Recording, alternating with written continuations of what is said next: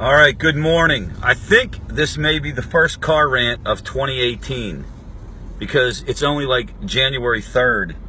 And I don't think I've done one yet in 2018, although I run my mouth so much, I'm not sure. I might have put one out already. All right, so I'm thinking about just parenting in general, because I have kids. I have lots of kids. I got lots of issues. I got lots of things to work through. I got lots of anxieties. I got lots of worries. I got lots of frustrations. I got my 10-year-old says I got the cliche stressed out dad thing going. All right. Now that said, when you start talking about substance use disorders or addiction, and you start talking about how that impacts the parenting process, man, does that complicate things, and holy cow, does that take everything to a whole nother level.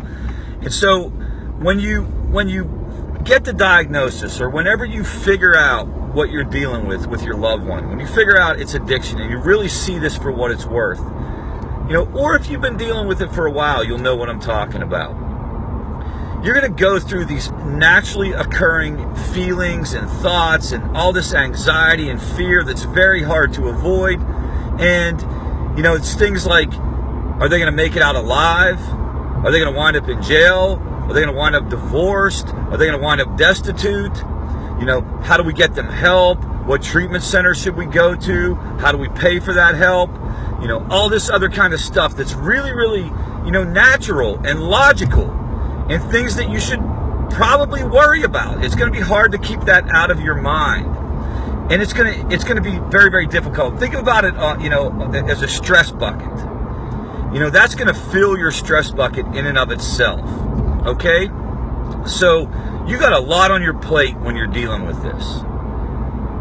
But there's something else that I've noticed goes on, and I know it goes on with me when I'm dealing with my kids and something goes on worrisome or that. I know it pops into my head, and I think if you're honest with yourself, you'd admit that it pops into your head. And what that is it's like, not only am I dealing with all this stuff, all this practical stuff, there's also this idea of like, oh my gosh, what are they going to say? Who's they? Who do I mean by they? They. What's my mom gonna say? What's my brother gonna say? What's my sister-in-law gonna say? What's my uncle gonna say? My family, what are they gonna think about me and my son now, or my daughter, or whomever? What's the preacher at church gonna say? What's the ladies in the Bible study gonna say? What are the men in my prayer group gonna say? What are my coworkers gonna say? What are my acquaintances gonna say? What are all those people out there whose opinion, for some reason I respect, gonna say about this situation? And here's what I want to tell you about that. Number one, if they're halfway intelligent and they're good people, you know what they're gonna say? They're gonna say, I got your back. If they get informed about this issue and they realize it's a disease, they're gonna say, I got your back. But I want to go on the record, there are people who are going to judge, and they're going to tell you things like, well, hey, if that was my kid, I would do A, B, C, and D, or, oh my gosh, I'd never put up with this, and and then you're going to feel judged. You're going to catch it in their body language, and here's what you need to do with those people. You need to cut ties with those people. You need to crush those thoughts. Those folks got skeletons in their own closet. Those judgmental, you know what I'm talking about. Do as I say, not as I do, folks, have no place in your life when you're dealing with such an emotionally taxing situation to begin with. And one other thing, one other group that I wanted to bring up, the other folks that you probably want to be careful of and limit yourself to are the folks that, for a good reason, because they think they're trying to help or they think that they're going to help, just start giving you answers and they off the cuff. Well, here's what you should do. You should kick him out.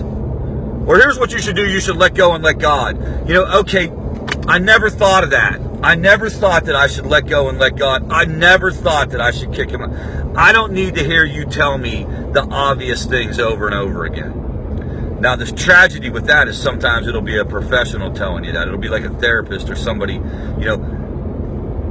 Take that information for what it's worth as well. Those are people that are just saying things because they don't know what the hell else to say. Here's what I got to say to you if you're dealing with it. It's going to hurt. It's going to hurt. It's going to feel overwhelming. You're going to cry. You're going to find yourself in a fetal position when you're dealing with this stuff. And it's not because you need to let go and let God. It's not because you're doing something wrong. It's not because you should be stronger. It's because this stuff sucks. And you know what? Get a support group. Try to come to places like Favor Greenville.